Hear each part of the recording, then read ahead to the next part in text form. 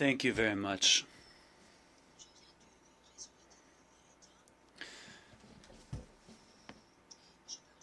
I'm speaking on behalf of the Civil Society Mechanism for Financing for Development.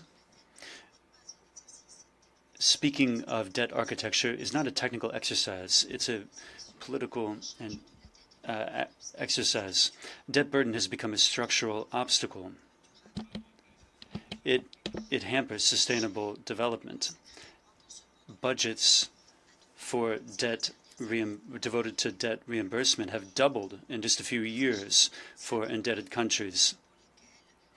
There are 35 economies that have debt burden making up 60% of public income.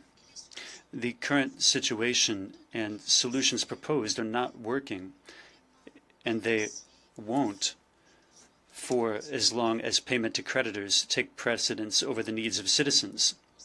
So states need to devote increasing resources to debt rather than health and education. This, coupled with the spectacular plunge in official development aid and the effects of war. This is not sustainable, nor is it just. There's a need to change the general architecture of debt. We think several elements are important. Number one, we need multilateral mechanisms that are transparent and binding to lower public debt, to bring all creditors on board to ensure a just situation. Second, we need to ensure automatic debt suspension clauses when there are various disasters, external shocks, climate disasters, and others. There shouldn't be a situation where countries that need fiscal space are punished for experiencing a disaster. We also need to have a necessary dialogue between creditors, IFIs, and MDBs, and credit rating agencies. In that regard, we welcome the creation of the platform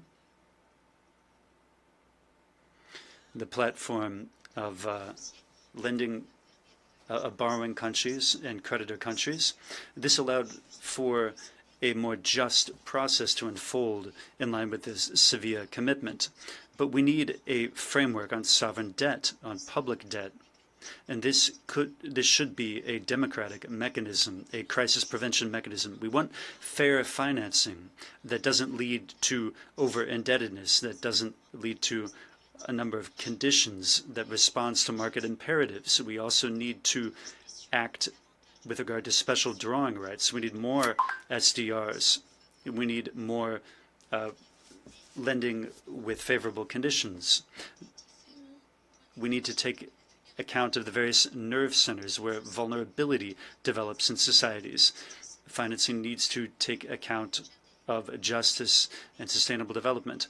Distinguished delegates, reforming the structure of debt is vital to reestablish confidence in the multilateral system in accordance with the Addis Ababa commitments and in the context of the 2030 Agenda, and to ensure that no country has to make a choice between paying debt and protecting its population.